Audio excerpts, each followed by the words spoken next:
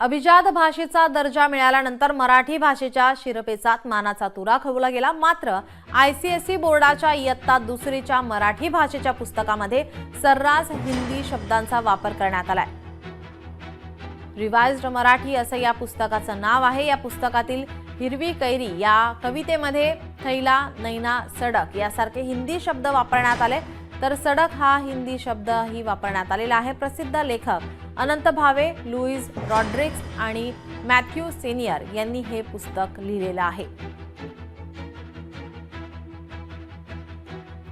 ICSE बोर्डाच्या इयत्ता दुसरीच्या मराठीच्या पुस्तकामध्ये सर्रास हिंदी शब्दांचा वापर करण्यात आलाय। आपल्यासोबत मनसे नेते अविनाश अभ्यंकर जी जोडलेले आहेत। अविनाश जी, आपण पाहतोय की या ठिकाणी मराठी भाषेला अभिजात भाषेचा दर्जा मिळाल्यानंतर या ठिकाणी ICSE बोर्डाच्या मात्र इयत्ता दुसरीच्या मराठी पुस्तकामध्ये सर्रास हिंदी शब्दांचा वापर करण्यात येतोय। हॅलो, बोलू येतोय का आवाज माझा? हो, माझा आवाज आपल्यापर्यंत येतोय सर? हो, येतोय। काही नाही, ही अक्षम्य चूक आहे।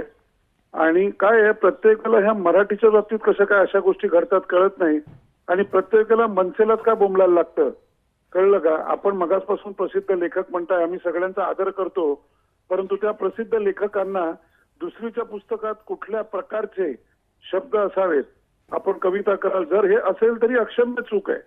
आणि हा प्रकाशक जो कोण आहे किंवा प्रूफ रिडिंग झालंय का, म्हणजे नुसतं काहीतरी ठोकायचं आणि मग मानाने सांगायचं आम्ही मराठी भाषेला अभिजात भाषेचा दर्जा मिळवून दिलाय। काय झालंय, मराठी माणसाला, मराठी भाषेला सगळ्यांनी गृहीत धरलेलं आहे। हे आहे ते तसंच रेटायचं, मुलांच्या गळी मारायचं, मग मुलं तसंच शिकतील। इतकी तर अक्कल माणसांना पाहिजे ना।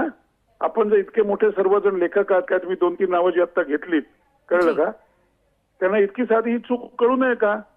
त्यामुळे पहिल्यांदा त्यांनी ह्या केलेल्या चुकीची जाहीर माफी मागितली पाहिजे। हा विषय कवितेचा नाही आहे, मराठी भाषेचा अपमान आहे। आणि त्यांना पहिल्यांदा दुसरीची मराठी माध्यमाची पुस्तकं प्रेझेंट द्या। आम्ही सगळ्यांचा आदर करतो, परंतु मराठीचा अपमान झाला तर मराठीचा अनादर आम्ही खपवून घेणार नाही। पहिल्यांदा हे पुस्तकांचं वितरण कशा प्रकारे थांबवता येईल, काय असेल ते, कुठलं जे प्रकाशक असेल त्यांना सगळ्यांना समज द्या कळलं का? आणि मराठी भाषेला इतकं स्वस्त करू नका, मराठी भाषेला, मराठी माणसाला गृहीत धरू नका। हे मुद्दाम तुम्हाला त्यांना सक्त सांगतोय मी। तर आम्हाला कारण नसताना ह्या विषयात उतरायला लागेल। हा विषय विद्यार्थ्यांचा आहे, विद्यार्थ्यावरती संस्कार करण्याचं काम उत्तम असं लेखकांचं असतं, जे कविता लिहितात त्यांचं असतं। आणि त्यात जर अशा अक्षम्य चुका करणार असतील तर असल्या चुका मनसे खपवून घेणार नाही। जी अविनाश जी, धन्यवाद आपण दिलेल्या प्रतिक्रियेसाठी।